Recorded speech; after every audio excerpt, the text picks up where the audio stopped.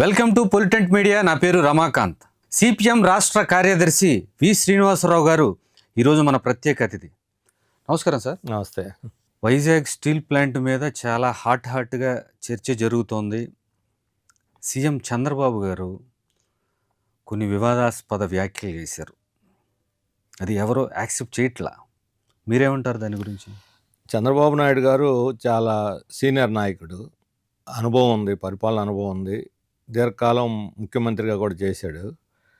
ఆయన స్థాయిలో అంత అసహనంతో అంత అవాస్తవికమైనటువంటి విషయాలు చెప్తాడని ఎవరు ఎక్స్పెక్ట్ చేయం. ఆయన నమ్మిన సిద్ధాంతాలు కొన్ని ఉండొచ్చు, వాటి కోసం కార్పొరేట్లకు కొమ్ము కాయొచ్చు, ఏమైనా చేయొచ్చు, ప్రైవేటీకరణ సమర్థించుకోవచ్చు, ఏమైనా చేయొచ్చు. కానీ అసలు వాస్తవాలను తలకిందులు చేసి మాట్లాడటం. మొదటి విషయం ఏంటంటే అసలు ఆయన స్టార్ట్ చేయటం బీఐఎఫ్ఆర్కి పంపితే నేను వెనక్కి తీసుకొచ్చాను అంటున్నారు. బీఐఎఫ్ఆర్కి అసలు పంపలేదు, అది వాస్తవం కాదు. బీఐఎఫ్ఆర్కి ఎప్పుడో 2000 సంవత్సరంలో పోయింది, ఇప్పుడు కాదు, మళ్ళీ వెనక్కి వచ్చేసింది. 2014-15 వరకు అది పూర్తి లాభాల్లో ఉంది. బీజేపీ మోడీ అధికారంలోకి వచ్చిన తర్వాత 15 నుంచే దాన్ని ప్రైవేటీకరణ చేయాలని అనుకున్నప్పటి నుంచి నష్టాల్లోకి మొదలైంది. దాని ఉద్దేశపూర్వకంగా నష్టాల్లో పెట్టేశారు. మళ్ళా మధ్యలో లాభాలు వచ్చినాయి. 22లో అసలు పూర్తిగా డౌన్ అయిపోయి 3 బ్లాస్ట్ ఫర్నేస్ల స్థానంలో ఒకే బ్లాస్ట్ ఫర్నేస్కి దిగింది. దీనికి కారణం దానికి అవసరమైన మైనింగ్ సప్లై లేకపోవటం, ఐరన్ ఓర్ సప్లై లేకపోవటం, అది దానికి కావాలని ఆపిపెట్టారు. అట్లాగే గంగవరం పోర్టు దానికోసం తీసుకుంది. ఆ పోర్టును అదానికి అమ్మారు. అదాని బొగ్గును రాకుండా నిరోధిస్తే దాదాపు వాళ్ళు పెద్ద ఆందోళన చేస్తారు. దానివల్ల ఒక బ్లాస్ట్ ఫర్నేస్ చాలా కాలం ఆగిపోయింది. ఆ తర్వాత ఒక 6,000 మందిని తొలగించేశారు. వాళ్ళు అంటున్నారు 28,000 మంది ఉన్నారనేది వాస్తవం కాదు. 20,000 మంది లోపే ఉన్నారు ఇప్పుడు మొత్తం వర్కర్స్. అంటే అంతకుముందు 3 చేసే పని ఇప్పుడు ఒకరి మీద పడుతున్నది. అందులో కాంట్రాక్ట్ వర్కర్స్ అనుభవం వాళ్ళని తీసేసేసారు. ఆ రకంగా స్టాఫ్ను తగ్గించి ఆ రా మెటీరియల్ ఇవ్వకుండా ఇన్వెస్ట్మెంట్ కూడా ఇప్పుడు వాళ్ళు 12,000 కోట్లు అంటున్నారు ఇచ్చామని, లేదా 15,000 కోట్లు ఈ కరెంటు అవి ఇవి రాయితీలు ఇచ్చామని అన్నీ అనుకున్నాం. ఫస్ట్ టైము గత 30 సంవత్సరాల్లో కేంద్ర ప్రభుత్వం నుంచి ప్యాకేజ్ అనేది ఫస్ట్ టైం. ఇప్పుడు దాకా ఇస్తున్నాం తెల్ల ఏనుగు, దీన్ని మేము ఎంతకాలం పోషించాలంటున్నారు. ఇంతవరకు అసలు కేంద్ర ప్రభుత్వం ఒక పైసా కూడా పెట్టలేదు. మొదటిసారి ఇచ్చారు. ఇచ్చింది కూడా ఏంటి, చంద్రబాబు నాయుడు గారి మాటల్లో చెప్పాలంటే సెంటిమెంట్ని గౌరవించి ఇచ్చారంటే సెంటిమెంట్ని సంతృప్తిపరిచి అన్ని ప్రయత్నాలు చేశారు వీళ్ళు, అందుకని ప్రైవేటీకరణ చేస్తున్నారు అనిపించడం కోసం ఇచ్చారు. ఆ ఇచ్చినటువంటి 11,400 కోట్లలో అత్యధిక భాగం జిఎస్టీ బకాయి కింద, బ్యాంకు వడ్డీల కింద వేశారు. వాళ్ళు కండిషన్ పెట్టారు ఆ ప్యాకేజీలో. జీతాలకు ఇవ్వకూడదు, రా మెటీరియల్ ఖర్చు పెట్టకూడదు. జీతాలకు ఇవ్వకుండా రా మెటీరియల్ ఖర్చు పెట్టుకుని ప్రొడక్షన్ ఎట్ జరుగుతుంది అంటే ప్రొడక్షన్ డైరెక్ట్గా లింక్ ఉండకూడదు. మరి ఎందుకు ఇచ్చినట్టు ఆ ప్యాకేజీ? ఎవరి కోసం ఇచ్చారు? ఉన్న డబ్బులోనేమో అత్యధిక భాగం వెనక్కి తీసేసుకున్నారు. మరలా వెనక్కి ఎందుకు తీసుకున్నారు? రేపు ప్రైవేటీకరణ జరిగితే అంత లైబిలిటీ వాళ్ళ మీద పడకుండా ఉంటారు. ఇప్పుడు ఎయిర్ ఇండియాలో ఏం చేస్తారు, లైబిలిటీ నేను ఇవ్వనంటే గవర్నమెంటే బేర్ చేయాల్సి వచ్చింది, దాదాపు 1,000 కోట్లు. ఇప్పుడు దీన్ని రేపు ప్రైవేట్ వాళ్ళ మీద పడేయకుండా అప్పటికి ఇదంతా మాఫీ అయిపోయి ఉంటే చెప్పుకోవడానికి బాగుంటుంది. కాదు సార్, ఇది రాష్ట్రానికి ఉన్న అతిపెద్ద ఆస్తిగా చెప్పుకోవచ్చు. అలాగే 32 మంది ప్రాణత్యాగం చేస్తే కానీ ఆ స్టీల్ ప్లాంట్ రాల. అంత కీలకమైన ఆ ఫ్యాక్టరీని కేవలం గనులు లేవనే సాకుతో ప్రైవేటీకరణ చేయటం ఎంతవరకు కరెక్టు? గనులు లేవనే సాకు, అసలు గనులు ఉన్నాయి. ఇప్పుడు ఉదాహరణ ప్రకాశం నెల్లూరు జిల్లాలో quality number 1 quality iron ore కనుక్కుంటే దాన్ని జందాలకు ఇచ్చారు. బయలుదేళ్ళ వీళ్ళు పాడుకోవటానికి కూడా వాళ్ళు ఇవ్వలేదు. ఇప్పుడు మన లోకేష్ అన్నాడు ఒకసారి, అందరూ మైన్స్ పాడుకున్నట్టు వాళ్ళని కూడా పాడుకోమనండి ఏలంపాట్లో పాల్గొని అన్నాడు విశాఖ. అదే తెలుగుదేశం 10 మంది ఎంపీలు ప్రధానమంత్రిని కలిసి 4 రోజుల క్రితం ఈ ఆర్సెల్ మెటల్ కంపెనీకి గనులు కేటాయించమని రిప్రజెంట్ చేసి వచ్చారు. మరి వాళ్ళు కూడా పాడుకోవచ్చుగా. ఇప్పుడు ఆర్సెల్ మెటల్కి మన ఏలూరు కాలువ నీళ్లు విశాఖపట్నం స్టీల్ ప్లాంట్ కోసం తెచ్చింది, ఏలూరు కాలువ నీళ్లు. దాన్ని ఇప్పుడు అందులో ఆర్సెల్ మెటల్కి వాటా ఇచ్చారు. అంటే ఏమవుతుంది, రేపు పొద్దున అది ప్రారంభమై నీళ్లు ఇస్తే అప్పుడు ఎండబెడతారు విశాఖ స్టీల్ని. విశాఖ నగర ప్రజలకు కూడా మంచినీళ్ళు అక్కడి నుంచి ఇస్తారు, దాన్ని కూడా ఎండబెడతారు. ఈరోజు 32 మంది ప్రాణత్యాగం చేశారు. 42 మంది ఎమ్మెల్యేలు, కమ్యూనిస్ట్ పార్టీ ఎమ్మెల్యేలు, ఆ రోజు ఉమ్మడి సిపిఐ ఎమ్మెల్యేలు రాజీనామాలు చేశారు దానికి కావాలని చెప్పని. ఇవన్నీ జరిగినాయి. ఇప్పుడు కేవలం సెంటిమెంటే కాదు, అది గర్వించదగిన ఫ్యాక్టరీ. ఎందుకంటే ప్రపంచంలో హై క్వాలిటీ కలిగిన స్టీల్ని దీన్ని ఉత్పత్తి చేస్తున్నారు. ఎక్స్పోర్ట్లో ఇతర దేశాల్లో ప్రపంచ మార్కెట్లో కాంపిటీషన్ పెట్టగలిగిన, కాంపీట్ చేయగలిగినటువంటి శక్తి దీనికి ఉన్నది. అటువంటి ఉక్కుని ఈరోజు మనం నష్టాలు పాలు చేయడం కారణం కేవలం ప్రభుత్వ విధానాలు. దీన్ని ప్రైవేటీకరించాలి అనే ఒక దీంతో, వాళ్ళ ఒక స్ట్రాటజీ తోటి చేస్తున్నారు తప్ప న్యాయంగా అయితే అది ప్రైవేటీకరించాల్సిన అవసరం లేదు అసలు దానికి. రైతులకేమో అమ్మోనియా సరఫరా చేయటం, కరోనా లాంటి విపత్కర పరిస్థితులు, ఆ టైంలో ఆక్సిజన్ సిలిండర్లు సప్లై చేయటం, చాలామంది పిల్లలకి ట్రైనింగ్ ఇవ్వటం, ఆ స్కూల్స్లో చాలా పెద్ద పెద్ద ఇంజనీర్లని, డాక్టర్లను తయారు చేయటం, ఇలా ఒకటి కాదు, మొత్తం సిఎస్ఆర్ సోషల్ రెస్పాన్సిబిలిటీ కింద చాలా కార్యక్రమాలు స్టీల్ ప్లాంట్ కింద చేయటం, నిర్వహించటం, ఇవన్నీ ఉండవు కదా రేపు ప్రైవేటీకరణ చేస్తే.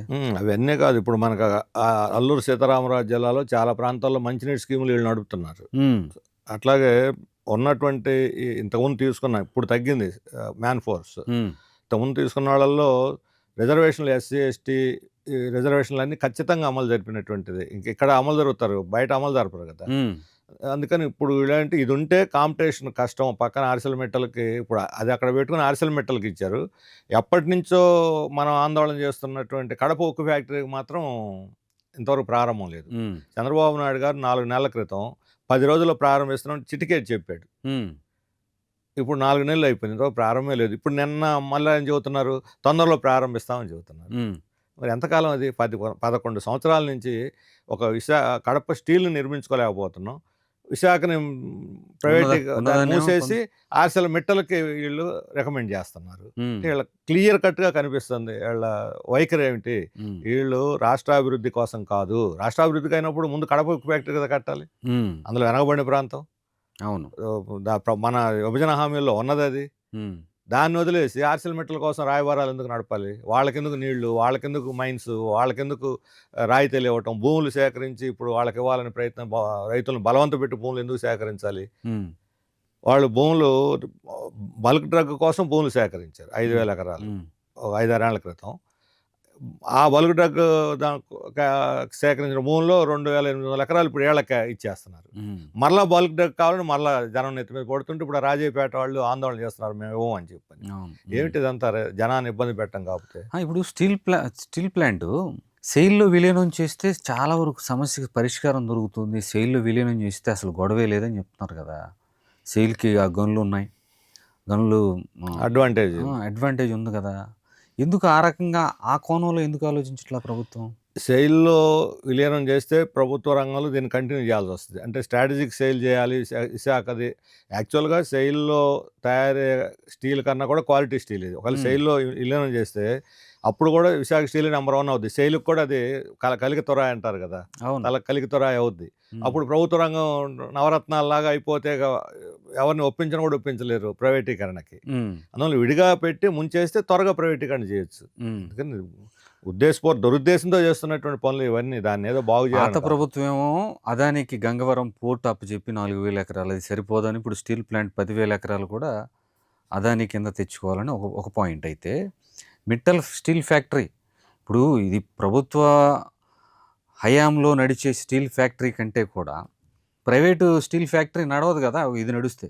సో దీన్ని నిర్వీర్యం చేసి దాన్ని ప్రమోట్ చేయాలి, దాన్ని ఎలివేట్ చేయాలని ఇప్పుడు ఎంపీలు కూడా వెళ్ళి ఖచ్చితంగా అదే వాళ్ళ ప్లాన్. అదే మిట్టల్ ఫ్యాక్టరీ, ఆర్సెల్ మెటల్ ఫ్యాక్టరీని ప్రమోట్ చేయడం కోసం, దానికి మార్కెట్ని కల్పించడం కోసమే విశాఖ స్టీల్ ప్లాంట్ని మూత పెట్టేదానికి వీళ్ళు ఒక అంగీకారం, మోడీ, చంద్రబాబు నాయుడు ఉమ్మడి అభిప్రాయానికి వచ్చారు. అసలు ప్రజా ప్రయోజనాలు పట్టవా ఈ విషయంలో? అసలు మీకేమనిపిస్తుంది? ప్రజా ప్రయోజనాలు పడితే 6,000 మంది తీసారు. ఇప్పుడు రోజు పెట్టుబడులు పెట్టి అన్ని లక్షల కోట్లు ఉద్యోగాలు, ఇంత లక్షల పెట్టుబడులు అంటుంది. ఉద్యోగాల కోసమే వాళ్ళు చెబుతున్నది. మరి ఉద్యోగాల కోసమైనప్పుడు ఇప్పుడు 20,000 మంది ఉద్యోగాలు ఉన్నారు. ఇప్పుడు 6,000 మందిని తీసేయాల్సిన అవసరం ఏంటి? 3 బ్లాస్ట్ ఫర్నేసులు పనిచేయించి మైన్స్ ఇస్తే ఇంకో 10,000 మంది కూడా అవసరం అవుతారు అక్కడ పనిచేయడానికి. అదనంగా ఎంప్లాయ్మెంట్ వస్తుంది, ఎక్కువ జీతాలు ఇస్తారు పబ్లిక్ సెక్టర్లో, ఎక్కువ ఉద్యోగ భద్రత ఉంటుంది, సామాజిక న్యాయం ఉంటుంది. వెనుకబడిన ప్రాంతాల నుంచి మన రాష్ట్రం వాళ్ళు చేర్చుకుంటారు. ఇప్పుడు రేపు ఆర్సెల్ మెట్టలు ఉద్యోగులు ఎక్కడ ఇవ్వాలనే లేదు, బీహార్ వాళ్ళని తెచ్చుకుంటాడు. ఇప్పుడు అన్ని చోట్ల జరుగుతుంది అదే కదా, లోకల్ వాళ్ళకి ఉద్యోగాలు రావు. ఏం మన రాష్ట్రానికి ఏమిటి ప్రయోజనం అని. ఓకే, ఇప్పుడు సార్ ఈ డేటా సెంటర్ల గురించి మీరు గతంలో కొన్ని వ్యాఖ్యలు చేశారు. ఇప్పుడు తెలుగుదేశం పార్టీ డేటా సెంటర్ తీసుకొస్తుంది. గతంలో మేమే తీసుకొచ్చాం డేటా సెంటర్‌నని వైసీపీ అంటుంది. 2 పార్టీల నుంచి కూడా మద్దతు ఉంది. డేటా సెంటర్‌లో ఆంధ్రప్రదేశ్‌కి వస్తే బావుంటుంది. ఎకోసిస్టమ్ డెవలప్ అవుతుందని. మీరేం చెప్తారు? డేటా సెంటర్‌లనేవి మిగతా దేశాల్లో డేటా సెంటర్‌లను వ్యతిరేకిస్తున్న సందర్భంలో ఆంధ్రప్రదేశ్‌కి డేటా సెంటర్‌లు అవసరమని మీరు భావిస్తున్నారా? కాదంటారా? ఇప్పుడు డేటా సెంటరు అనేది ఆంధ్రప్రదేశ్‌కి లేదా బీహార్‌కో లేకపోతే తమిళనాడుకో సంబంధించింది కాదు. హ్మ్. ఈ గూగుల్ కంపెనీలు వరల్డ్ స్ట్రాటజీలో భాగంగా వాళ్ళకి అవసరమైన చోట పెట్టుకుంటున్నారు. హ్మ్. ఇప్పుడు గూగుల్ ఈ క్లౌడ్ దీంట్లో క్లౌడ్ టెక్నాలజీ అంటాం. ఈ అవును. డేటా అంతా ఒక రకంగా క్లౌడ్ టెక్నాలజీ. హ్మ్. దీంట్లో ఈ మధ్య కాలంలో వెనకబడింది. ఎందుకంటే యూఎస్‌లో కాస్ట్ ఆఫ్ ప్రొడక్షన్ పెరగటం, అక్కడ రెసిస్టెన్స్ రావటం, దాంతోటి ఇండియా లాంటి దేశాలకి వస్తున్నారు వాళ్ళు. హ్మ్. యాక్చువల్‌గా చలి దేశాల్లో పెట్టాలి డేటా. ఎందుకంటే హై బాగా వాల్యూమ్ ఆఫ్ హీట్ ఎక్కువ ఉంటుంది. టెంపరేచర్‌ని హీట్ జనరేట్ సృష్టిస్తది. చేస్తుంది. ఏసీలు చాలవు. చుట్టూ నీళ్లు కూడా ఇప్పుడు సముద్రంలో మొదటి సర్వర్లు ఇప్పటిదాకా ఉన్నది ఫేస్‌బుక్ అయినా, గూగుల్ అయినా వాళ్ళ సర్వర్‌లన్నీ అన్నీ సముద్రంలో ఉన్నాయి. కేబుల్స్ ఏమో సముద్రంలో వస్తాయి. సర్వర్లు కూడా అక్కడే ఈ ఉన్నాయి కదా జలాంతర్గాముల్లో పెట్టుకొని మెయింటైన్ చేస్తున్నారు. ఈ వేడిని ఆ తట్టుకోవటానికి. చల్లదనం కోసం. ఇప్పుడు హ్మ్. పెద్ద వాల్యూమ్ కాబట్టి ఇప్పుడు ఆర్టిఫిషియల్ ఇంటెలిజెన్స్ వచ్చిన తర్వాత పెద్ద వాల్యూమ్ హ్మ్. కాబట్టి హ్మ్. ఇక్కడ పెడుతున్నారు. పక్కనే సముద్రం ఉంది. నీళ్లు అవి వస్తాయని చెప్పంటున్నారు. ఆంధ్ర యూనివర్సిటీ ఎన్విరాన్మెంటిస్టులే చెప్పిందేంటంటే ఇది వస్తే హ్మ్. ఈ వాల్యూమ్‌లో 1 గెగావాట్ గిగావాట్. ఆ! ఇది వాల్యూమ్‌లో వస్తే 1 డిగ్రీ టెంపరేచర్ పెరుగుద్ది హ్మ్. అని వాళ్ళు ఇప్పుడు గ్లోబ్ మొత్తం మీద క్లైమేట్ చేంజ్ దీంట్లో చెప్తుందేంటి 2 డిగ్రీలు పెరిగితే గ్లోబ్ మొత్తం మీద హ్మ్. మొత్తం అసలు భూమండలమే భస్మీపటలం అయిపోద్ది. హ్మ్. ఇప్పుడు తగ్గించుకోవటానికి నానా తంటాలు పడుతున్నాం. అవును. ఈ గ్లోబల్ వార్మింగ్ గ్లోబల్ అంటున్నాంగా. వార్మింగ్. హ్మ్. ఇప్పుడు దీన్ని పెంచే ప్రక్రియ ఎందుకు చేపడుతున్నారు? హ్మ్. ఇది ఒక భాగం. హ్మ్. అసలు విషయం ఏంటంటే దీన్ని హైప్ చేసి హ్మ్. గూగుల్ వస్తుందని హైప్ చేసి ఒక లేనిపోని ఒక పెద్ద భ్రమలు రీతులు సృష్టిస్తున్నారు. ఒకటి ఎంప్లాయ్‌మెంట్ 1,80,000 మందికి ఉద్యోగాలు వస్తాయనేది ఇంపాసిబుల్. హ్మ్. ఎందుకంటే తెలుగుదేశం కేంద్ర మంత్రి చంద్రశేఖర్ గారు చెప్పాడు. 5, 6 వేల మంది ఉద్యోగాలు వస్తాయి. 20, 30 వేల మంది దాని మీద పరోక్షంగా బతకొచ్చు అని. హ్మ్. బీజేపీ నాయకులు చెప్పారు. 3, 4 వేల మందికి వస్తారు. ఇంకా తగ్గించి చెప్పారు. హ్మ్. మరి మీ మంత్రివర్గంలో ఉన్నోళ్ళు, మీ పార్టీ నాయకులు ఇలా చెబుతుంటే 1,80,000కి ఎక్కడి నుంచి వస్తాయి? హ్మ్. ఇప్పుడేమంటున్నారు కన్‌స్ట్రక్షన్ అంట. హ్మ్. కన్‌స్ట్రక్షన్ వస్తూ పోతుంటది. అందులో హ్మ్. కూడా ఎక్కువ మంది మైగ్రెంట్స్ వస్తారు. టెంపరరీ జాబ్స్ అవి. హ్మ్. రోజువారీ కూలీలు. ఇప్పుడు జాబ్స్ అనగానే ఏమనుకుంటారు? చదువుకున్న వాళ్ళకి, టెక్నాలజీ, ఐటీ చేసిన వాళ్ళకి వస్తాయని హ్మ్. అనుకుంటారు. హ్మ్. డేటా సెంటర్ అనగానే. నువ్వు కన్‌స్ట్రక్షన్ వర్కర్స్ టెంపరరీ జాబ్స్ చూపెట్టి ఈ మొత్తం 1,80,000 అని చెప్పడం అంటే మిస్‌లీడ్ చేయటమే కదా! హ్మ్. కాబట్టి ఇది ఒక హైప్ చేయటం. రెండోది ల్యాండ్‌కి సంబంధించింది. హ్మ్. ఆల్రెడీ అదానికి విశాఖపట్నంలో 3, 4 ఏళ్ల క్రితం 2021లో హ్మ్. 400 ఎకరాలు ఇచ్చారు. హ్మ్. మొత్తం రిషికొండ నంబర్ 3 అది. హ్మ్. దాని చుట్టూ ఇచ్చారు. ఆయన హ్మ్. ఇదేసుకొనున్నాడు. దాని కంచె కూడా ఏసుకున్నాడు. హ్మ్. కానీ ఇది స్టార్ట్ చేయలేదు. ఇప్పుడు అదే అదాని గూగుల్‌తో భాగస్వామి అయ్యాడు. హ్మ్. మరి గూగుల్ అదానికి ఎందుకు ఆ 400 ఎకరాలు? హ్మ్. ఇప్పుడు ఆ గూగుల్‌కే ఈ 400 ఎకరాలు ఇస్తే కొత్తగా ఇప్పుడు మన భీములి ఆ ప్రాంతంలో రైతుల్ని ఇబ్బంది పెట్టాల్సిన అవసరం లేదు కదా! హ్మ్. ఒక ఊరు మొత్తం దళితులు. వాళ్ళు పాపం 160 ఎకరాలు వాళ్ళు దాని మీదే బతుకుతున్నారు. హ్మ్. వాళ్ళు మొత్తం తీసేసుకోవాలంటున్నారు. పంచగ్రామాలని సింహాచలం దేవస్థానం ఉన్నాయి. హ్మ్. 5 గ్రామాలు. 20 ఏళ్ల నుంచి పోట్లాడుతున్నారు దేవస్థానం వాళ్ళ పట్టాల కోసం. ఆడ నివాసం ఉంటున్నారు. అన్ని పార్టీలు ఒప్పుకున్నాయి. ఇంతవరకు ఇవ్వల. హ్మ్. అదే పంచగ్రామాల్లో 160 ఎకరాలు గూగుల్‌కి ఇచ్చారు. హ్మ్. 160 ఎకరాలు గూగుల్‌కి నువ్వు 100 ఏళ్ళు లీజుకి ఇస్తున్నప్పుడు అక్కడ ఉండే స్థానికంగా నివసించే ప్రజలకు పట్టాలు ఇవ్వటానికి ఏమిటి అభ్యంతరం? హ్మ్. అంటే ఇంతమంది ప్రజల్ని ఇబ్బంది పెట్టి ఖాళీ భూములు వదిలేసి అదానికి ఇచ్చినవి మళ్ళీ కొత్తగా భూములు సేకరించి ఇవ్వటం అనేది చాలా అన్యాయం. ఇది సరైనటువంటి విధానం కాదు. మూడవది గూగుల్‌కి 22,000,00,00,000 ఇన్సెంటివ్స్ ఇస్తున్నారు. రాయితీలు ఇస్తున్నారు. రాయితీలు హ్మ్. అసలు. గూగుల్ ఏమన్నా చిన్న కంపెనీయా? లేకపోతే హ్మ్. డబ్బు లేని కంపెనీయా? హ్మ్. 20 రో విశాఖపట్నం స్టీల్ ప్లాంట్‌కి 12,000,00,00,000 ఇచ్చి నేను ఇచ్చానని చాలా గొప్ప రోజు టామ్ టామ్ ఏస్తున్నావు. చాలా నిశ్శబ్దంగా 22,000,00,00,000 వాళ్ళకిచ్చావు. ఏమొస్తది దానివల్ల? ఇప్పుడు 22,000,00,00,000కి సరిపడా హ్మ్. పోనీ రాష్ట్ర ప్రభుత్వం షేర్ తీసుకుంటుందా? హ్మ్. హ్మ్. మన భూమి, మన నీళ్లు, మన కరెంటు, మన జీఎస్టీ రద్దు, మన వడ్డీ రద్దు ఇంత త్యాగం చేస్తుంటే ప్రజలు హ్మ్. మన ప్రభుత్వ వాటాను తీసుకోవాలిగా. దీని లెక్క ప్రకారం కనీసం 18% వాటా రావాలి ప్రభుత్వానికి. హ్మ్. మరి 22,000,00,00,000 మనం రాయితీ ఇచ్చినందువల్ల మనకొచ్చే లాభం ఏంటి? 300, 400 ఉద్యోగాలా? హ్మ్. అందులో మన రాష్ట్రానికి ఎన్ని వస్తాయో తెలీదు. ఎందుకంటే వాళ్ళు ప్రపంచంలో ఉన్న ఎక్స్పర్ట్లందరినీ తెచ్చుకుంటారు. నేను ఈ మధ్యనే ఒక అమెరికా నుంచి వచ్చిన ఒక అమ్మాయిని కలిసింది. వాళ్ళ టీంలో ఐటీ టీంలో 5 ఉన్నారు టీం. ఇట్టే 5లో 4 తీసేశారు. ఈ అమ్మాయిని ఒక్కనే ఉంచారు. ఈ అమ్మాయి ఆఫీస్కి వచ్చారు, బెత్తరపోయింది ఏంటి అని చెప్పని. ఆ 4 స్థానంలో ఇండియాలో ఆఫీస్ పెట్టేవాళ్ళు 2 ప్రాజెక్టులు 20 మందిని తీసుకున్నారు. ఆ 4 జీతాలతోటి ఇక్కడ 20 మందిని తీసుకొని వాళ్ళని తీసి ఇంటికి పంపించారు రాత్రి. అది వాళ్ళ స్ట్రాటజీ ఆ రకమైంది.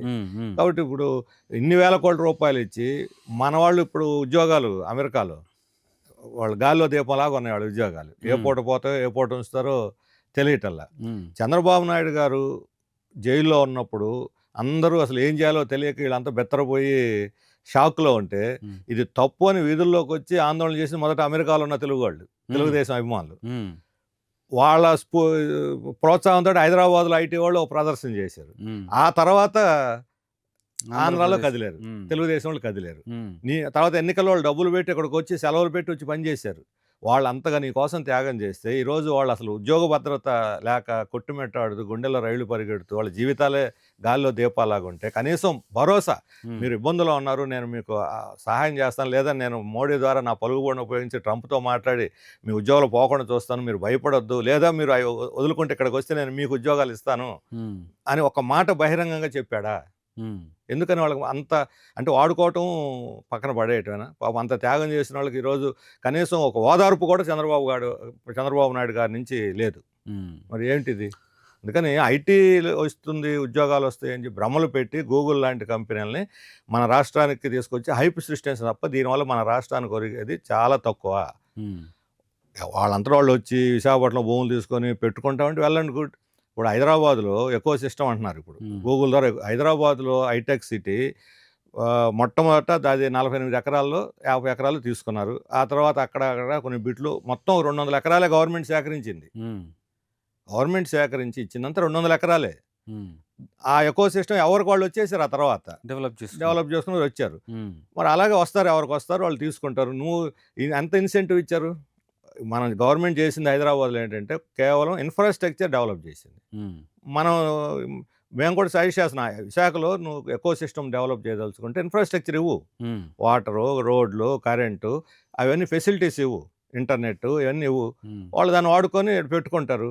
కానీ 22,000 కోట్లు ఇచ్చి భూమి ఉచితంగా ఇచ్చి ప్రజలు అసలే ఖజానా ఖాళీ, సంక్షోభంలో ఉంది ఆర్థిక రంగం, నేను ప్రజలకు ఇవ్వలేకపోతున్నాను. రోడ్డు వేయాలంటే ఎంత అన్యాయంగా ఉంది.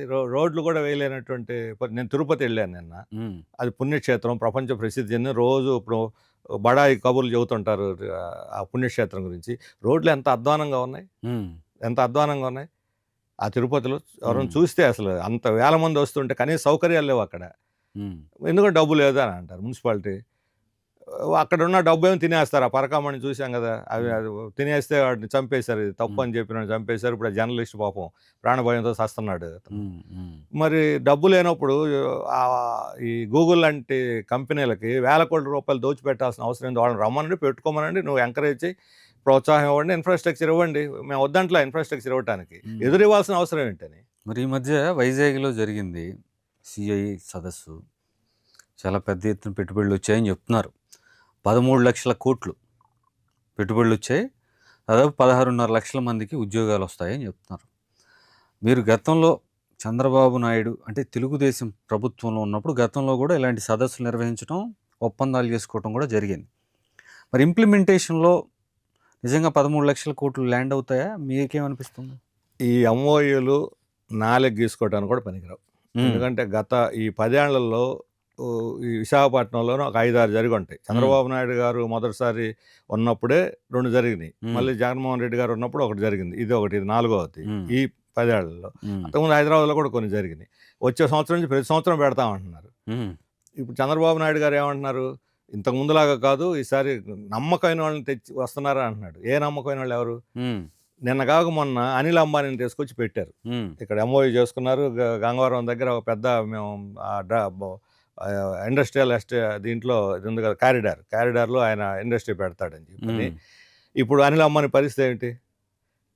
ఇప్పుడు మన యుద్ధ విమానాలు, రఫేల్ యుద్ధ విమానాలు కాంట్రాక్ట్ ఆయన కంపెనీకి ఇచ్చారు. ఇప్పుడు ఇప్పుడు దివాళా ఎత్తాడని చెప్పి అన్ని బ్యాంకులు ఆయన మీద ఫ్రాడ్ కేసు పెట్టినాయి ఇలాంటివి. అందుకని ఒక కంపెనీ ఏదన్నా ఒకటో అరో టీసీఎస్ఓ లేకపోతే ఇంకొక విప్రోనో మైక్రోసాఫ్టో మన దేశంలో ఇక్కడ పెరిగినవి ఉన్నాయి. ఐటీ కంపెనీల్లో 35 ఏళ్లుగా చంద్రబాబు నాయుడు గారు ఇంత డెవలప్ చేశారన్నారు తప్ప డేటా ఆపరేటర్లని డేటా డెవలపర్స్ని తప్ప ఒక కంపెనీ ఇండియా అని ఒక మైక్రోసాఫ్ట్ ఇప్పుడు చైనా వాళ్ళు చెప్పుకుంటున్నారు, ఒక బైడు లేకపోతే ఒక ఆలీబాబా లేకపోతే ఒక హువాయి, ఇవన్నీ ప్రపంచ గ్లోబల్ కాంపిటేటర్స్గా ఎదిగి వాళ్ళ దెబ్బకి యాపిలే భయపడుతుంది, హువాయి దెబ్బకి యాపిలే భయపడుతుంది. లేకపోతే ఇప్పుడు మన టెస్లా కంపెనీ ఈవీ కార్ల కంపెనీ BYD దెబ్బకి వాళ్ళు భయపడి చేస్తున్నారు. అటువంటిది ఒకటి బ్రాండ్ ఇండియా కంపెనీది, ఒక ఐటీ కంపెనీ లేదా ఒక ఆటో కంపెనీ, ఒక్క ఫార్మాలో 2-3 కంపెనీలు ఉన్నాయి గ్లోబల్ కాంపిటేట్ చేసి. వాళ్ళు కూడా కరోనాలో జనాన్ని పీకుతున్నారు తప్ప ఉచితంగా మొదటైతే 400-500 పెట్టి వ్యాక్సినేషన్, ఆ తర్వాత గవర్నమెంట్ వాళ్ళ దగ్గర కొని జనానికి ఉచితంగా వేశారు.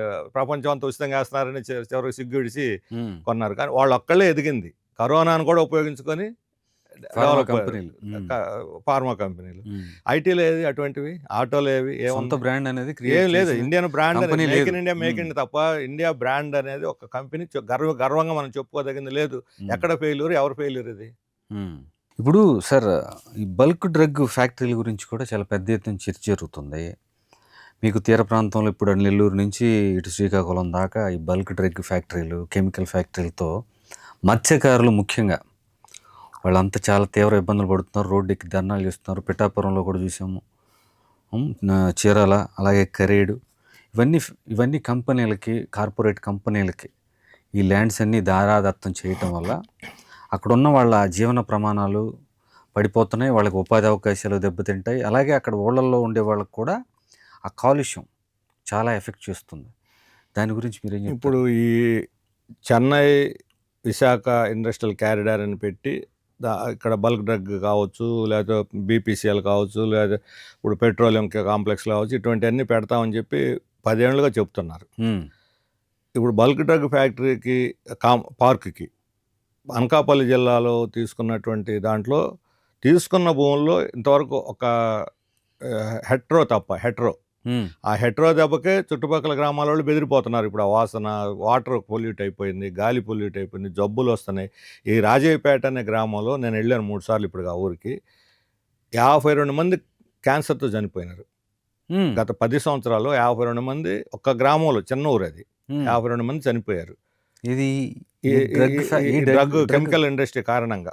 కెమికల్ ఇండస్ట్రీస్ ఇప్పుడు దూరంగా ఉంటేనే మా మీద ఇంత ప్రభావం చూపింది. ఎట్రా అంటే ఆ ఊరికి ఒక 2 కిలోమీటర్లు 3 కిలోమీటర్లు ఉంటుంది. ఇప్పుడు వీళ్ళు పెట్టే డ్రగ్ పార్కు నేరుగా ఊరు కూడా ఖాళీ చేసి మొత్తం చుట్టూ వచ్చేస్తుంది. ఇక మొత్తం ఇక ఎక్కడ పోయి బతకాలి ఏంటి? ఇప్పుడు అక్కడ తాడి అని ఒక విలేజ్ ఉన్నది మనకి, అదే అనకాపల్లి జిల్లాలో. ఊరూరు జబ్బును పడిపోయింది. ఊరూరు మాకు అక్కడి నుంచి లేపేసాడు వాళ్ళు అంటున్నారు. మంచినీళ్ళు లేవు, నేను చూశాను ఆ గ్రామంలో మంచినీళ్ళు లేవు.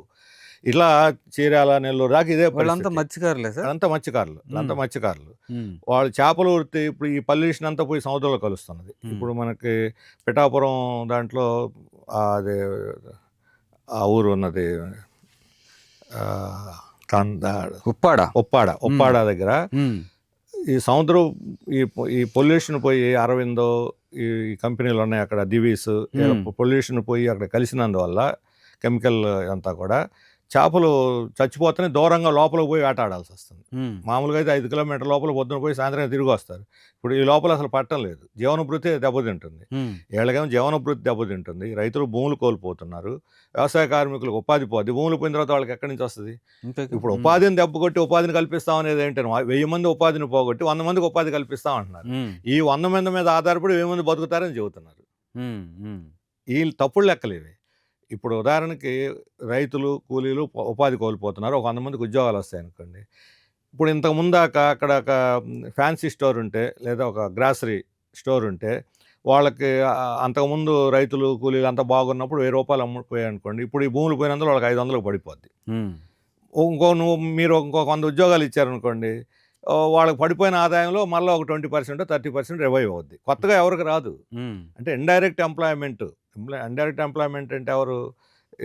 షాప్ కీపర్స్, లేకపోతే ల్యాండరీ, లేకపోతే షవర్ అవుతుదారులు, ఈ రకరకాలుగా మన మీద ఆధారపడి బతికేటువంటి ఈ ఎంప్లాయీస్ మీద ఆధారపడి బతికేవాళ్ళు.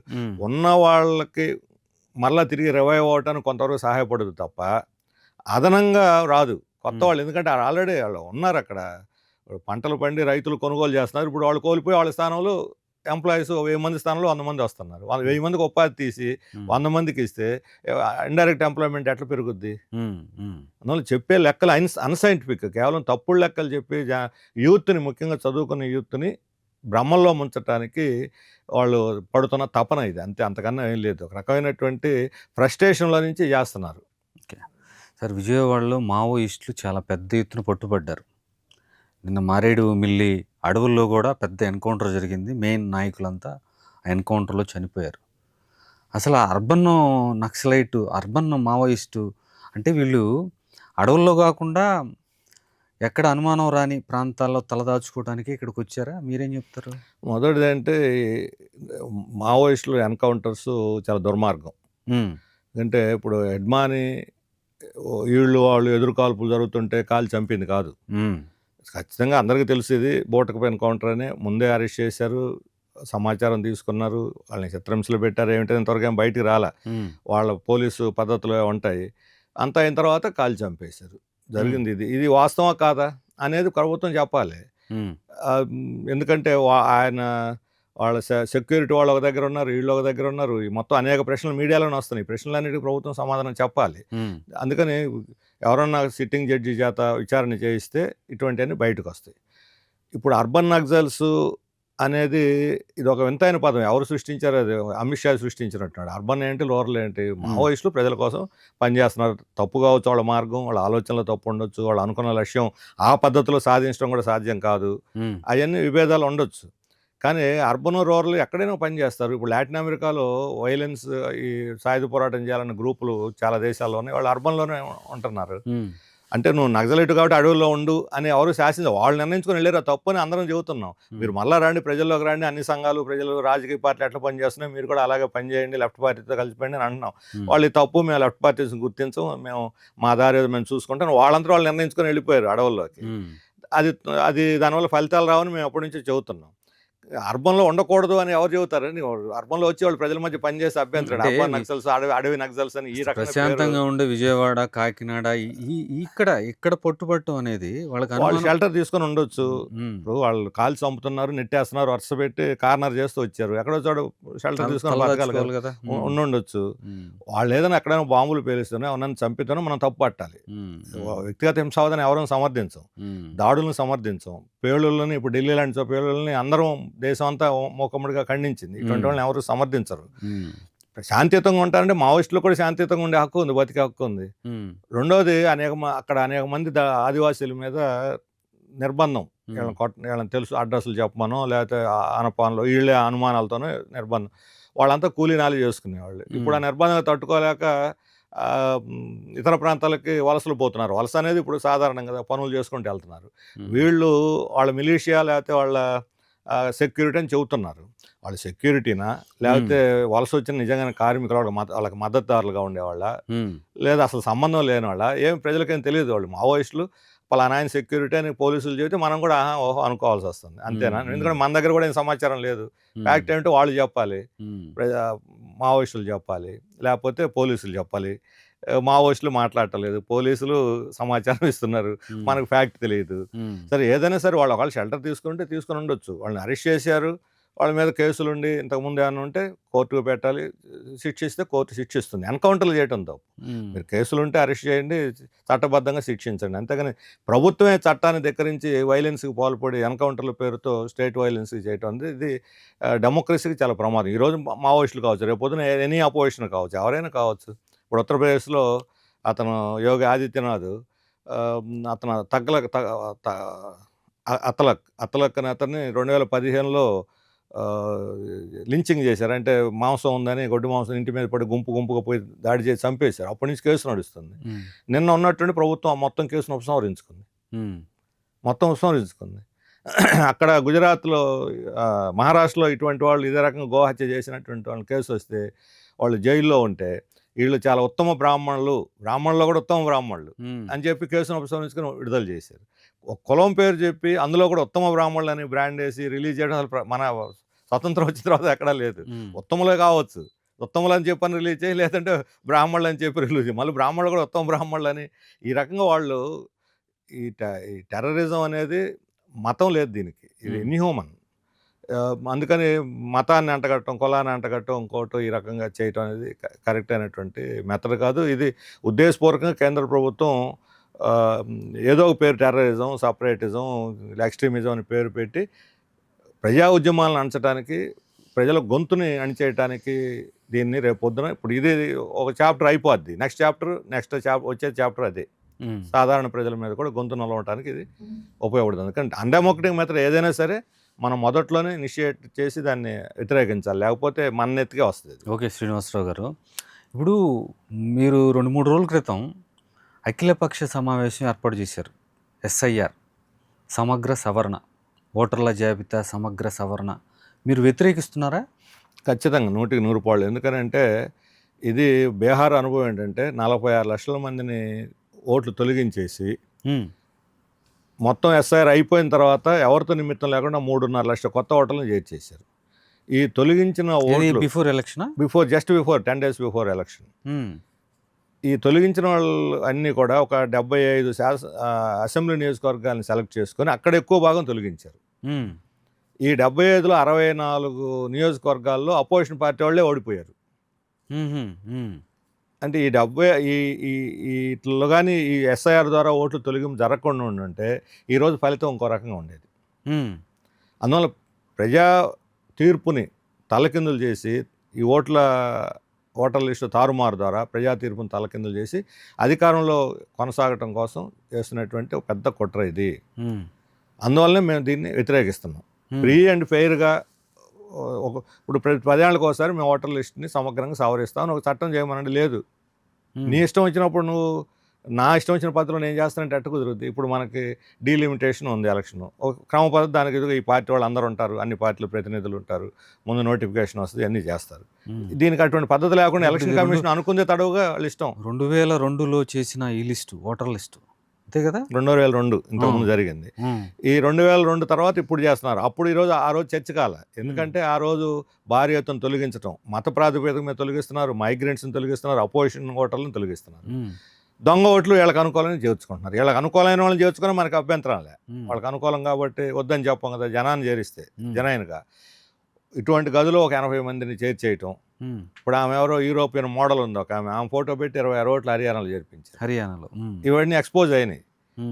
మరి అంతా దొంగ ఓట్లే కదా, ఒక సిస్టమేటిక్గా దొంగ. ఎలక్షన్ ముందు ఇలా జరిగితే ఓకే, అభ్యంతరాలు చెప్పడానికి సమయం ఉండదు. అందుకని ముందే చేసినప్పుడు అభ్యంతరాలు వ్యక్తం చేయొచ్చు కదా. అభ్యంతరాలు స్వీకరించాలి. సుప్రీంకోర్టు దాకా పోతే ఇప్పుడు 4.5 లక్షల మంది చనిపోయారు అన్నారు, తీసేసిన వాళ్ళు. చనిపోయిన లిస్టు ప్రకటించండి అని సుప్రీంకోర్టు చెప్పింది, ప్రకటించలా. ఎందుకు భయపడుతుంది ఎన్నికల కమిషన్? చనిపోయారు అన్న తర్వాత చనిపోయిన వాళ్ళు లిస్టు పెడితే ఆ చనిపోయిన వాళ్ళు ఇదిగో బతుకున్నారని తీసుకుపోయి సుప్రీంకోర్టు ముందు నిలబెట్టారు కొంతమందిని. అందులో 2 లక్షల మంది, 4 లక్షల మంది వాళ్ళు చెప్పిన వాళ్ళు 2 లక్షల మంది బతుకున్నారు. అంటే బతుకున్న వాళ్ళు కూడా తమకు ఓటేరు అనుకుంటే చచ్చిపోయిన వాళ్ళ కింద లెక్క తీసేస్తున్నారు. అది అభ్యంతరాలు చెప్పినా వీళ్ళు వినలేదు. ఎన్నికల కమిషను ఒక అపోజిషన్ పార్టీ, అంటే ఒక రాజకీయ పార్టీ వాళ్ళు మాట్లాడినట్టు మాట్లాడుతుంది, అధికార పార్టీ నాయకులు మాట్లాడినట్టు మాట్లాడుతున్నారు. ఏపీలో కూడా 2026 జనవరి 1 నుంచి ఏపీకి సంబంధించి రేపు మేము కలవబోతున్నాం ఎన్నికల కమిషన్ని. ఏపీకి సంబంధించి ఇక్కడ నోటిఫికేషన్ ఇవ్వాల. చట్ట ప్రకారం సరని ఇంప్లిమెంట్ చేయబోదు. ఆ రాష్ట్రానికి నోటిఫికేషన్ ఇవ్వాలి. ఇప్పుడు బీహార్కి ఇచ్చారు నోటిఫికేషన్, ఇప్పుడు అస్సాంకి ఇచ్చారు, అంతకుముందు 12 రాష్ట్రాలకు ఇచ్చారు, ఆంధ్రప్రదేశ్కి ఇవ్వాల. వీళ్ళు అత్యుత్సాహం. ఆంధ్రప్రదేశ్ సహా దేశం అంతా చేస్తామని అని ప్రకటించారు. దేశం అంతా చేస్తామని ప్రకటన వేరు, నిర్దిష్టంగా ప్రకటించబోయే ముందు ఇప్పుడు ఎన్నికలు 2026 మార్చి అన్నారు అనుకోండి, ఆటోమేటిక్గా మార్చిలో జరుగుతాయా? అవును, మార్చిలో జరగడానికి ముందు ఫిబ్రవరిలో నోటిఫికేషన్ ఇస్తారు. నామినేషన్లు ఎంత ప్రక్రియ! నోటిఫికేషన్ ఇవ్వకుండా, నామినేషన్ లేకుండా నేను 26వ తేదీ మార్చి ఎన్నికలు పెట్టేస్తాను, వచ్చిన వాళ్ళు ఓటేయండి, ఎవరికి ఓటేస్తారు? అదేమంటారు? అరాచకం అంటారు. ఆంధ్రప్రదేశ్కి సంబంధించి అటువంటి నోటిఫికేషన్ ఇవ్వాలి, చల్లది ఇది. ఇప్పుడు కలెక్టర్ల మీటింగ్లు పెట్టి వర్క్షాపులు పెట్టేసి సార్ ఇంప్లిమెంట్ చేస్తాం 26లో అంటే జనవరి 1 నుంచి ఇంప్లిమెంట్ చేస్తామంటే అది ఇల్లీగల్. అది అందుకని మేము దాన్ని అపోజ్ చేస్తున్నాం ఆంధ్రప్రదేశ్లో కూడా. ఓకే సార్, ఇప్పుడు ఎలక్షన్ కమిషను జెన్యూన్గా అంటే ఎలక్షన్ కమిషను అనుసరించే ధోరణి పట్ల మీకేమైనా వ్యతిరేకత ఉందా? ఎన్నికల కమిషను స్వతంత్రంగా ఒక రాజ్యాంగబద్ధమైనటువంటి అటానమీ సంస్థగా పనిచేయటంలా. ఉమ్, చట్ట సవరణ చేసి వాళ్ళని ఎంపిక చేసే విధానంలో మార్పు చేసిన తర్వాత ఇంతకుముందు సుప్రీంకోర్టు ప్రధాన న్యాయమూర్తి, ప్రధానమంత్రి, అపోజిషన్ లీడర్ ముగ్గురు కలిసి నిర్ణయించాలి. ఉమ్, ఇప్పుడు సుప్రీంకోర్టు న్యాయమూర్తిని తీసేసి క్యాబినెట్లో ఒకరిని పెట్టుకున్నారు. అంటే ఇద్దరు అధికార పక్షం, ఒకరు ప్రతిపక్షం ఉంటారు. వాళ్ళిద్దరు అనుకుందే మెజారిటీ నిర్ణయం అయిపోద్ది. ఇప్పుడు బీజేపీకి అనుకూలంగా ఉండేవాళ్ళని ఆర్ఎస్ఎస్ రికమెండేషన్లు తీసుకొచ్చి పెట్టేసుకున్నారు. ఉమ్, వాళ్ళు బీజేపీ అయితే చేస్తారు. వాళ్ళ ఆఫీస్ నుంచి ఒక కలెక్టర్ ఆఫీస్ కన్నా అధ్వానంగా పనిచేస్తుంది ఇప్పుడు ఉమ్, ఎన్నికల కమిషన్. ఉమ్, అపోజిషన్ చెప్పే కంప్లైంట్లు తీసుకోవటంలా, తీసుకున్న వాటిని విచారించడంలా, పైగా కంప్లైంట్ చేసి ఎదురుదాడి చేస్తున్నారు కంప్లైంట్ చేసిన వాళ్ళ మీద. ఉమ్, రాజకీయ పార్టీలు కంప్లైంట్ చేస్తే సీరియస్గా తీసుకుని జవాబు ఇవ్వాల్సిన బాధ్యత ఎన్నికల కమిషన్ ఉంది. ఉమ్, ఉమ్, దానికి బదులు రాజకీయ పార్టీల మీద దాడి చేస్తున్నది. ఉమ్. కాబట్టి ఇది పూర్తిగా బీజేపీ జేబులో బొమ్మలాగా వ్యవహరిస్తుంది. అది ఈరోజు ప్రమాదం. మరి మొన్న 2024లో ఏపీ ఎన్నికలకు సంబంధించి కూడా 12.5% యాడ్ అయింది అని చెప్తున్నారు కదా, దాని గురించి ఏమైనా ఎక్సర్సైజ్ చేశారా? మీకేమనిపించింది? అంటే చాలా రాష్ట్రాల్లో లాస్ట్ మినిట్ ఓటింగ్ ఉంటుంది. ఉమ్, అంటే 5 గంటలకు అయిపోయిన తర్వాత ఆ లైన్లో ఉన్న వాళ్ళని తలుపులు బయట గేటు మూసేసి లైన్లో ఉన్న వాళ్ళకి అనుమతిస్తారు. వాళ్ళ వరకు అనుమతిస్తారు. ఒక 100 మంది ఉన్నారనుకోండి లైన్లో, అంతవరకు క్లోజ్ చేసి 100 మంది ఓటు వేసుకునే దానికి అక్కడ ఏజెంట్లు ఉంటారు, అలౌ చేస్తారు. కానీ ఈ 100 మంది కనిపిస్తుంటారు, ఆ ఓట్లు 500 అవుతాయి. ఉమ్, ఉమ్, అట్లా పెరిగినాయి. అంటే దొంగ ఓట్లు గుద్దుకున్నారు. ఇప్పుడు చచ్చిపోయిన వాళ్ళ ఓట్లు ఇందాక చెప్పా కదా, వాళ్ళు ఎన్రోల్ చేసుకున్నాయి అన్నీ తీసుకొచ్చి స్లిప్పులు పెట్టుకుని ఈ లాస్ట్ మినిట్లో ఏజెంట్లు కూడా అయిపోయింది కదా అని రిలాక్స్ అవుతారు. ఉమ్, అవి కూడా సెలెక్టివ్, ప్రతి చోట ఒక వైడర్ స్కేల్లో చేయరు. సెలెక్టివ్ బూతుల్లో ఇప్పుడు ఒక నియోజకవర్గంలో వాళ్ళకి బలమైన బూతులు 100 ఉంటే ఆ 100 బూతుల్లో బూత్కి 50 చొప్పున అదనంగా వేసుకున్నారనుకోండి, ఎవరికి తెలియని కూడా తెలియదు, బయటకు కూడా రాదు. ఉమ్, కానీ మొత్తం మెజారిటీ తలకిందులు అయిపోద్ది. ఉమ్. మిగతా అన్ని చోట్ల అంతా ప్రశాంతంగా జరిగినట్టే ఉంటుంది. అంటే జనరల్గా 1-2% అంటే ఓకే, కానీ మరి 12.5 అనేది వచ్చింది. అనుమానం అని అంటున్నారు. ఇప్పుడు అన్ని అంటే చోట్ల అదే మీరు జరుగుతుంది. చెప్తున్న దాన్ని బట్టి మొన్న ఎన్నికల్లో ఏదో జరిగిందని అంటున్నారు. ఖచ్చితంగా జరిగింది. ఉమ్, ఓకే. బీహారు, మహారాష్ట్ర, హర్యానా వాటిలో ప్రూవ్ అయింది.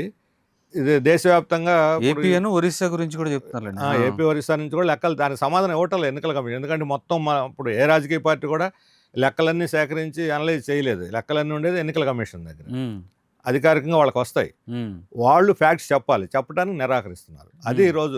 ఎందుకు అంత దాపరికం? మీరు అదే సార్. ట్రాన్స్పరెంట్గా ఉండండి, అడిగిన వాటికి సమాధానం ప్రజలకు మీరు జవాబుదారీగా ఉండాలి. ఆ బాధ్యత ఎన్నికల కమిషన్ నిర్వహించడం మేము చెప్పాల్సిన అవసరం లేదా అంటున్నారు. ఇప్పుడు వెబ్ కెమెరాలు ఉన్నాయి, వెబ్ కెమెరాలు మనకు చూపెట్టాలి అడిగినప్పుడు, కోర్టుకైన వాళ్ళు. ఇప్పుడు ఏమన్నారు, మేము చూపెట్టాల్సిన అవసరం లేదు. ఇంకెందుకు తీసినట్టు వెబ్ కెమెరాలు ఎందుకు పెట్టినట్టు? చూపెట్టాల్సిన అవసరం లేదు. సరే, మీ ఆరోపణలు నిజమనే అనుకుందాం. మరి అలాంటప్పుడు బీజేపీ సెంట్రల్లో నితీష్ మీద, చంద్రబాబుల మీద ఆధారపడాల్సిన అవసరం ఎందుకు వచ్చింది బీజేపీ? మొన్న ఎన్నికల్లో అంత దారుణంగా ఓడిపోతాం వాళ్ళు ఎక్స్పెక్ట్ చేయలే. వాళ్ళు అదే ఇప్పుడు అన్ని మేనేజ్ చేసేటట్టు అయితే అదే ఎప్పుడైతే బీజేపీకి అది అడ్వాంటేజ్ ఇవ్వాలి. కానీ మరి అందువల్లనే మొన్న ఓడిపోయిన తగ్గిన సీట్లని ఒక హెచ్చరికగా తీసుకొని నెక్స్ట్ మహారాష్ట్రలో, బీహార్లో ఇప్పుడు జాగ్రత్త పడ్డారు. మాకేం తగ్గలేదు, మేము మరలా తిరిగి 20 అవుతున్నాం అన్న కాన్ఫిడెన్స్ అవ్వడానికి ఇప్పుడు దీన్ని ఈ 2 రాష్ట్రాలను ఉపయోగించుకున్నారు. అంటే అంతకుముందు చేయలేదు. అంతకుముందు కూడా చేసి ఉండొచ్చు. చేసింది సెలెక్టివ్ కేంద్రాల్లో ఒక పద్ధతి ప్రకారం చేస్తున్నారు. అవసరం లేదు, మనం గెలుస్తాం అనుకున్నప్పుడు ఎందుకు చేస్తారు? ఓడిపోతామేమో అనుకున్న భయం పట్టుకున్నప్పుడు చేస్తారు. మొన్న ఓవర్ కాన్ఫిడెన్స్ లో ఉన్నారు, ఓవర్ కాన్ఫిడెన్స్ లో ఉండి చేయలేదు, దెబ్బతిన్నారు. అది అర్థమైంది. ఓట్లు చూసుకుంటే అన్ని వాళ్ళకు బలమైన ఆంధ్రలో ప్రజాస్వామ్యం చేయాల్సిన అవసరం లేదు. బీజేపీ భారతదేశం ప్రజాస్వామ్యంలో జరుగుతున్న ఎన్నికలు సక్రమంగా జరగట్లా, దాన్ని డైల్యూట్ అయిపోయి అట్లా క్రమంగా ఇప్పుడు మనకు పూర్తిగా కనిపించినట్టు ఉంటుంది. ఇంకొక ఇదే పద్ధతి కంటిన్యూ అయ్యి బీజేపీ ఈ అక్రమ పద్ధతులు ఇంకోటి 2 ఎన్నికలు జరిగితే అసలు ఎన్నికలు జరిగాయని మనమే ఆశ్చర్యపోవాల్సిన పరిస్థితి వస్తుంది. ఆ రకమైన పరిస్థితికి ఇప్పుడు ప్రజాస్వామ్యం దారితీస్తుంది. ఓకే సార్, ఇప్పుడు డీలిమిటేషన్ మీద కూడా చర్చ జరుగుతుంది కదా. 2028లో 27లో డీలిమిటేషన్ అయితే సౌత్ కాస్త సీట్లు తగ్గుతాయి జనాభా ప్రాతిపదికన. మరి ఇక్కడేమో అంటే మా వైఖరి అంటే జనాభా ప్రాతిపదిక మీద కాదుకుండా ఆల్రెడీ ఉన్న సీట్లు ఏ రాష్ట్రాలకు ఉన్నాయో ఆ ప్రాతిపదిక మీద మీరు ఒక 10% పెంచుతాను అనుకుంటే అన్ని రాష్ట్రాలకు 10% పెంచండి. ఎందుకంటే ఇక్కడ సౌత్ రాష్ట్రాలు అత్యధిక భాగం జనాభా నియంత్రణని పాటించినాయి సిస్టమేటిక్గా. ఉత్తరాదిలో ముఖ్యంగా బీహారు, మధ్యప్రదేశ్ లాంటి పెద్ద రాష్ట్రాల్లో బ్యాక్వర్డ్నెస్ ఒక ముఖ్యమైన భాగం. అక్కడ జనాభా నియంత్రణ, బీజేపీ వాళ్ళు కూడా అంటే జనాభా నియంత్రణ వాళ్ళు వ్యతిరేక, ముస్లింలు పెరుగుతున్నారు మనం పెరగాలని వాళ్ళు అట్లా మత ప్రాతిపదిక మీద ఎంకరేజ్ చేశారు. జనాభా అక్కడ పెరిగింది కాబట్టి అక్కడ ఈ ఇంబ్యాలెన్స్ వచ్చేస్తుంది. ఉత్తరాది రాష్ట్రాల్లో ఎక్కువ అవి, దక్షిణాది రాష్ట్రాలు తగ్గిపోతే దేశం ఒక ప్రాతినిధ్యం ఇంబ్యాలెన్స్ వస్తుంది. మనం ఒక ప్రభుత్వం ఇచ్చినటువంటి ఒక క్యాంపెయిన్ని సక్సెస్ఫుల్గా ఇక్కడ అమలు జరిపినందుకు పనిష్మెంట్ అవుద్ది.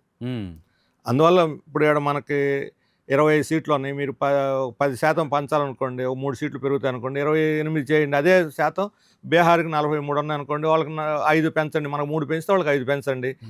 ఈ రకమైన పద్ధతిలో పెంచండి. మొత్తం ఇప్పుడు 543 ఉంది, 840 చేయాలంటున్నారు. 840ని డిస్ట్రిబ్యూట్ చేయండి, ఇప్పుడున్న రేషియో మీద డిస్ట్రిబ్యూట్ చేయండి అని మేము చెబుతున్నాం. పెంచడానికి మేము వ్యతిరేకం కాదు, డీలిమిటేషన్ కూడా వ్యతిరేకం కాదు.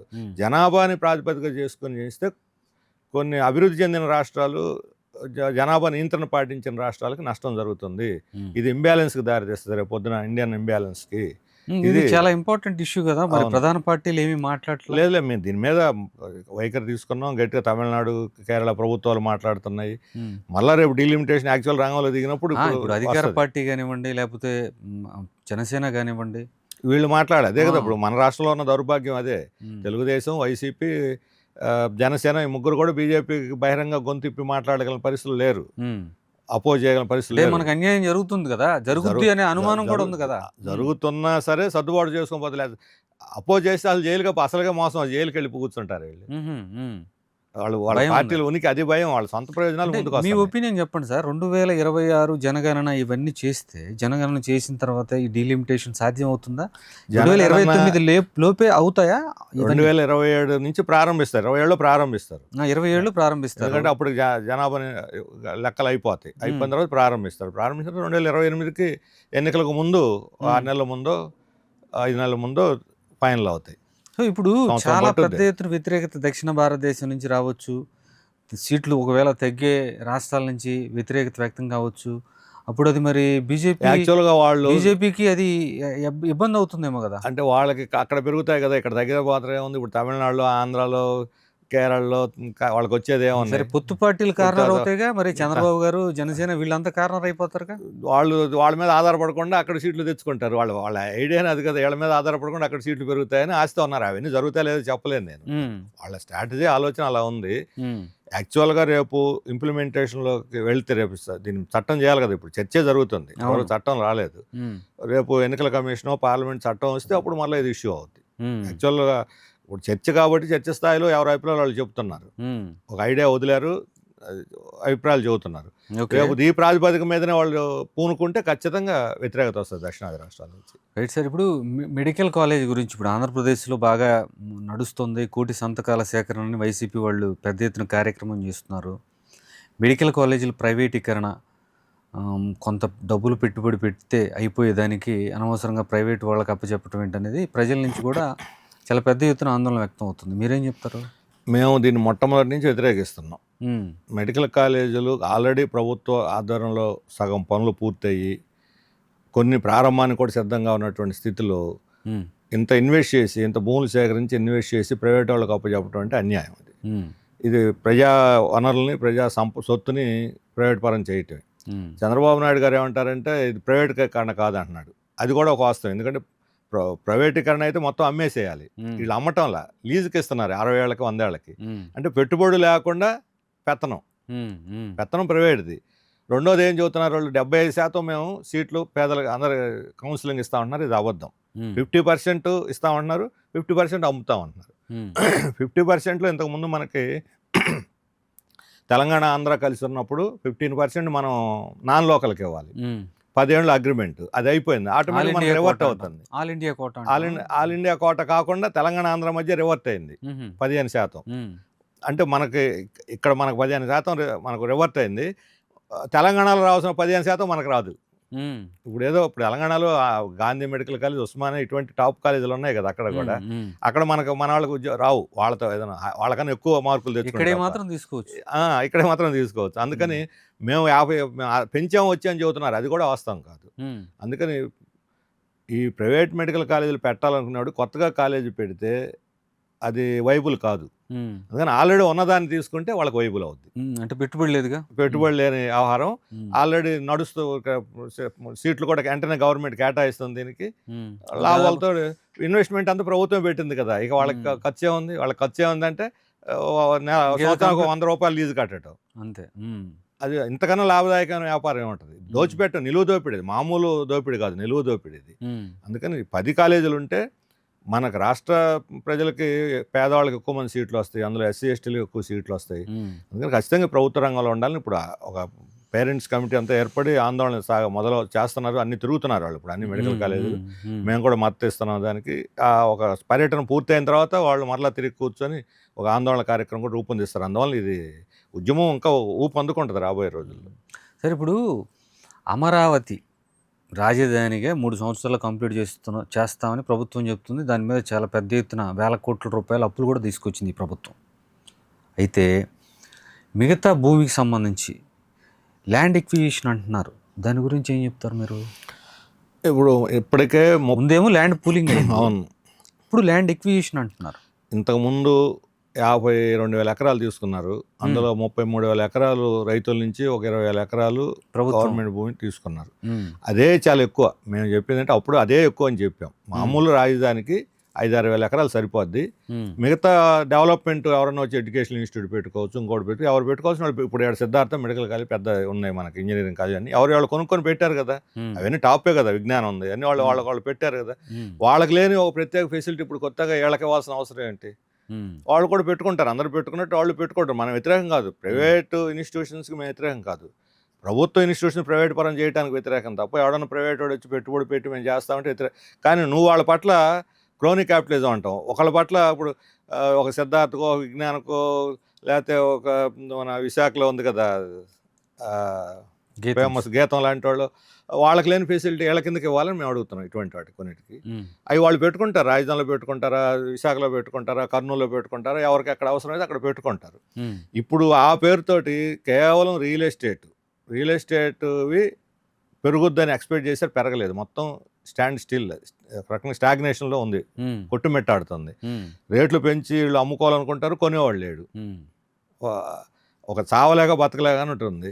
అందుకని ఆ రియల్ ఎస్టేట్ని ఉద్ధరించడం కోసమే ఈ మొత్తం స్ట్రాటజీ. మరలాలు భూములు తీసుకొని ఒక రైల్వే స్టేషను, ఒక అంతర్జాతీయ విమానాశ్రయము, ఒక ఎక్స్ప్రెస్ హైవే ఇవన్నీ వస్తున్నాయనంటే కొనేవాళ్ళు ఉత్సాహపడి వస్తారేమోనని.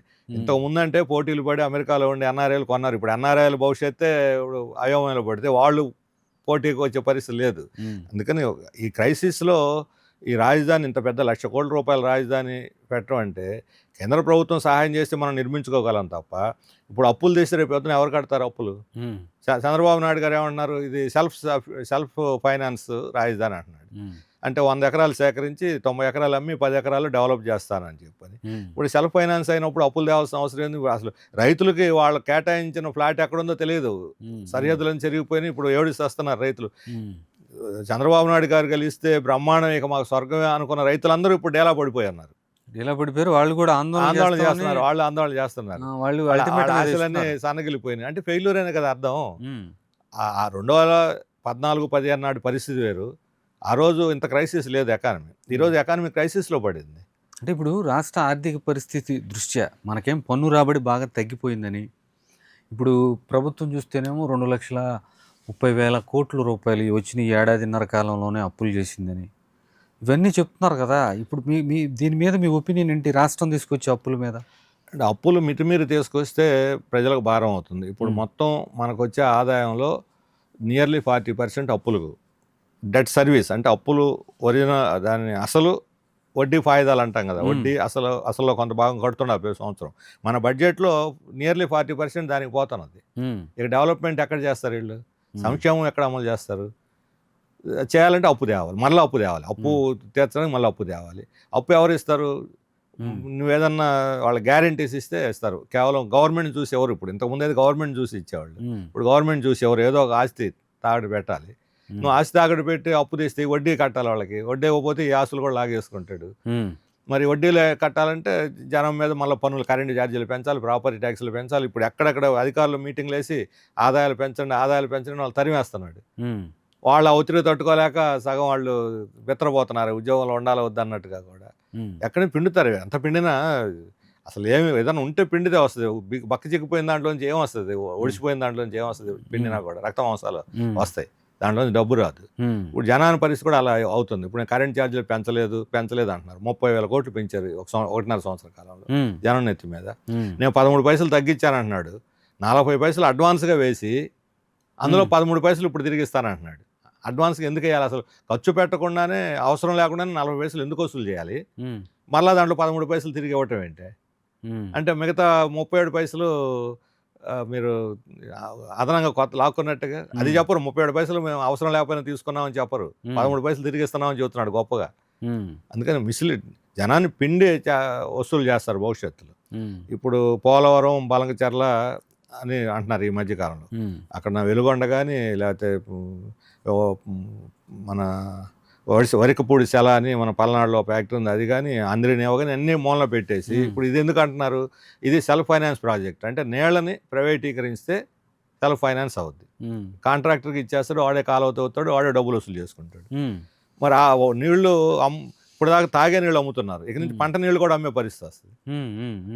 మరి ఈ వడ్డీలు కట్టడానికి ఇటువంటి భారాలు, కొత్త ఇన్నోవేషన్ సైంటిఫిక్ ఇన్నోవేషన్ ఏమో కానీ డబ్బులు జనం పెండటానికి మాత్రం ఇన్నోవేషన్ జనరేట్ చేయడానికి ఇన్నోవేషన్ కనిపెడుతున్నారు. జనం మీద పడే భారం ఈ అప్పుల వల్ల. ఇప్పుడున్నటువంటి ఈ డెవలప్మెంట్ స్ట్రాటజీ, చంద్రబాబు నాయుడు గారి డెవలప్మెంట్ స్ట్రాటజీ వర్కౌట్ అవ్వదు. ఇది మన రాష్ట్రానికి సూటబుల్ కాదు. ఇది 2000 సంవత్సరం కాదు, ఇది 2025. 2025లో వరల్డ్ ఎకానమీ మారిపోయింది, గ్లోబల్ ఎకానమీ మారిపోయింది. ఈ స్థితిలో 2000 పద్ధతిలో ఆలోచిస్తే రాష్ట్రం దివాళా ఎత్తుద్ది. ఇది మా అభిప్రాయం. చాలా విషయాల మీద స్పందించారు sir. Thank you very much. నమస్తే.